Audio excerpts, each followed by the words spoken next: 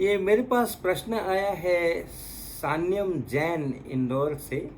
और इनका प्रश्न जो है वो इलेक्ट्रिक फील्ड जब हम लगाते हैं, बैटरी जोड़ते हैं मेटल में, कंडक्टर में, और वहाँ से करंट बहता है, फ्री इलेक्ट्रॉन्स मूव करते हैं, उसके बारे में है।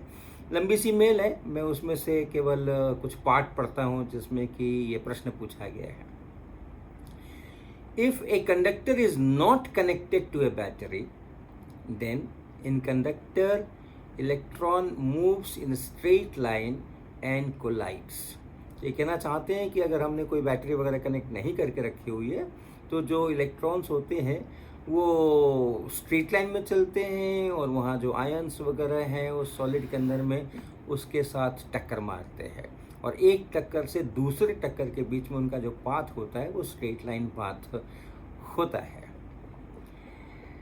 But then if a battery is connected to the conductor, the electron not move in a parabolic path like a projectile motion. यानी अगर वो स्ट्रेट लाइन में चल रहा है और हमने अब इलेक्ट्रिक फील्ड लगा के बैटरी जोड़ करके और एक इलेक्ट्रिक फोर्स क्रिएट किया है, और जो इनिशियल वेलोसिटी है इलेक्ट्रॉन की वो उस इलेक्ट्रिक फोर्स की दिशा में नहीं है, तो उसका पाथ पैराबोला होना चाहिए जैसा प्रोजेक्टाइल मोशन में होता है। धरती का जो आकर्षण है, जो वेट है, वो डाउनवर्ड है, वर्टिकली डाउनवर्ड। अगर आप किसी चीज़ को ऐसे फेंके कि उसकी इनिशियल वेलोसिटी वर्टिकल डायरेक्शन में नहीं हो, तब फिर वो एक पैराबोलिक पाथ लेता है। तो प्रश्न है कि अगर बिना इलेक्ट्रिक फील्ड के वो स्ट्रेट लाइन में चल रहा था और हमने इलेक्ट्रिक फील्ड लगा के बैटरी जोड़ करके उस पर वो इलेक्ट्रिक फोर्स पैदा किया है, और वो उस स्ट्रेट लाइन में वो फोर्स तो सामान्यतः नहीं होगा, तो ऐसी हालत में उसको पैराबोला में चलना चाहिए। ये लॉजिक बहुत अच्छा है, जिसने भी सोचा है ये लॉजिक बहुत अच्छा है और अच्छा एप्लीकेशन है ये प्रोजेक्टाइल मोशन का इसके अंदर में। मगर यहाँ बहुत सारे हमारे द्वंद्व हैं, हमारी दुविधाएं हैं।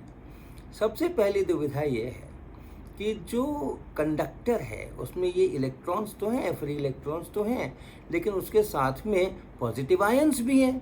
उन्हीं में से तो निकल करके, एटम्स में से निकल करके इलेक्ट्रॉन्स आए हैं, तो ये फ्री इलेक्ट्रॉन बने हैं। तो इसलिए आयन्स हैं, और वो आयन्स कहाँ रखे हैं? वो उस सॉलिड में कुछ निश्चित जगहों पर है, वो ऑलमोस्ट अपनी जगह पर स्थिर रहते हैं, थोड़ा बहुत वाइब्रेट कर सकते हैं। अब ये जो अलग अलग जगहों पे रखे हुए पॉजिटिव आयन्स हैं, क्या ये उस फ्री इलेक्ट्रॉन पे फोर्स नहीं लगा रहे? क्या वो इलेक्ट्रॉन बिल्कुल जैसे निर्वात में चल रहा हो, वैक्यूम में चल रहा हो, वैसे उस मेटल के अंदर में चलता है? वो फ्री है, लेकिन फ्री है का मतलब फोर्स फ्री नहीं है। वो पॉजिटिव आयन्स के द्वारा बनाया हुआ एक पीरियोडिक इलेक्ट्रिक फील्ड है, पीरियोडिक पोटेंशियल है, क्योंकि अमूमन मेटल्स क्रिस्टलाइन होते हैं और निश्चित स्थानों पर ही वो आयन्स होते हैं। उस फोर्सेस के प्रभाव के अंदर में ये इलेक्ट्रॉन एक आयन से दूसरे आयन के पास, दूसरे आयन से तीसरे आयन के पास हॉप कर सकता है। किसी एक न्यूक्लियस के साथ में ये फ्री इलेक्ट्रॉन बंधा हुआ नहीं है, इसलिए इसको फ्री कहते हैं, ये मूव कर सकता है। लेकिन ऐसा मत सोचना कि ये एकदम बिल्कुल बिना किसी फोर्स के मूव कर रहा है, स्ट्रेट लाइन में मूव कर रहा है और जाकर के टक्कर मारता है। तो हमें ये दो प्रकार के मोशंस को बिल्कुल अलग अलग करके सोचना चाहिए। एक तो है जो इन आयन्स के तहत है, और वो रैंडम भी है, वो कभी दाहिने कभी बाएं, कभी ऊपर कभी नीचे, कभी कम स्पीड से कभी ज़्यादा स्पीड से, वो रैंडम भी है। और वो कैसा चल रहा है, कैसा नहीं चल रहा है, इसके बारे में ज़्यादा चर्चा नहीं करनी चाहिए, क्योंकि हम उन आयन्स के इलेक्ट्रिक फील्ड की गणना करना, उसमें उसके एक्सेलरेशन निकालना या उसका पाथ निकालना इतना बड़ा दुस्साहस नहीं कर सकते हैं। तो एक तो वो रैंडम मोशन है। ये रैंडम मोशन करंट को कंट्रीब्यूट नहीं करता है। करंट को कंट्रीब्यूट कौन करता है?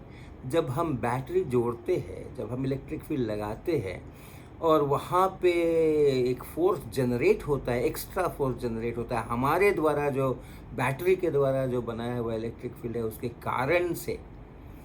उस फोर्स के तहत जो मोशन है वही केवल इलेक्ट्रिक करंट को कंट्रीब्यूट करता है।